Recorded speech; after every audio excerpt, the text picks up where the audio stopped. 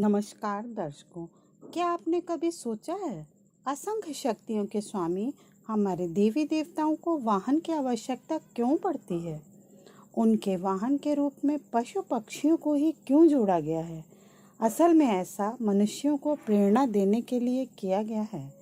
हम मनुष्यों की बुद्धि में पशु प्रवृत्तियां पाई जाती हैं, जिसे हम त्रुटियां भी कह सकते हैं।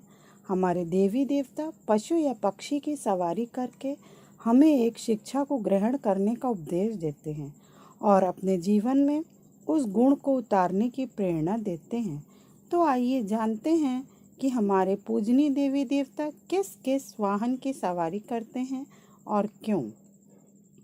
तो सबसे पहले बात करते हैं हमारी माँ दुर्गा की, जो शेर की सवारी करती हैं और जिन्हें शक्ति की अधिष्ठात्री देवी माना गया है। वे स्वयं शक्ति का स्वरूप हैं और माँ का सिंह शक्ति, बल, पराक्रम और क्रोध का प्रतीक है। शेर जंगल का राजा है और कभी किसी के अधीन नहीं होता, लेकिन माँ दुर्गा को अपनी पीठ पर बैठाता है। यानी जो किसी के आगे नतमस्तक नहीं होता, वो भी माँ के आगे नतमस्तक होता है। माँ शक्ति, बल, पराक्रम और क्रोध के ऊपर बैठकर इस त्रिलोक को अभयदान देती हैं।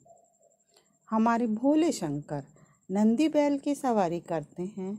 शिव जो परातत्व से बने हैं, शक्तियों के स्वामी हैं, परंतु हमेशा अत्यंत शांत और संयमित रहते हैं। नंदी बैल शक्ति का प्रतीक है। एक बैल जो कि बहुत ताकतवर होता है, यद्यपि सहज बना रहता है, ज़्यादातर शांत भी रहता है और गुस्सा आने पर सब नष्ट भ्रष्ट भी कर देता है। ये विशेषताएं हमारे भोलेनाथ में भी दिखाई देती हैं। इसके अलावा नंदी के 4 पैर सनातन धर्म के 4 स्तंभ माने गए हैं। क्षमा, दया, त्याग और तप। नंदी का रंग सफ़ेद दर्शाया जाता है, जो स्वच्छता और पवित्रता का प्रतीक है। भगवान विष्णु गरुड़ की सवारी करते हैं। भगवान विष्णु इस त्रिलोक के पालनहार हैं। गरुड़ जो कि बहुत ऊंचा उड़ता है, परंतु अपनी पैनी नज़रों से छोटी से छोटी चीज़ को भी देख सकता है। और भगवान विष्णु भी इसी तरह से संपूर्ण संसार पर अपनी नज़र रखते हैं। गरुड़ को नाग का शत्रु बताया जाता है, यानी विष। यहाँ पर विष हमारी सांसारिक त्रुटियों का प्रतीक है। बात करते हैं गणपति जी की। गणपति जी मूषक की सवारी करते हैं। भगवान श्री गणेश को विघ्नहर्ता भी कहा जाता है।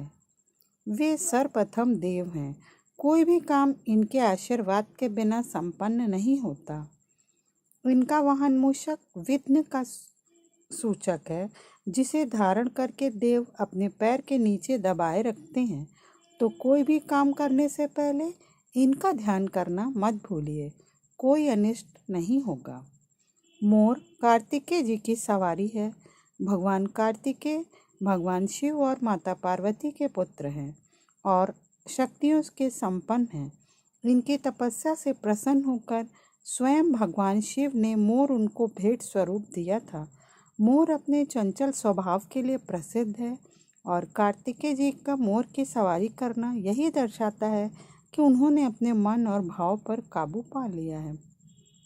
माँ सरस्वती हंस की सवारी करती हैं।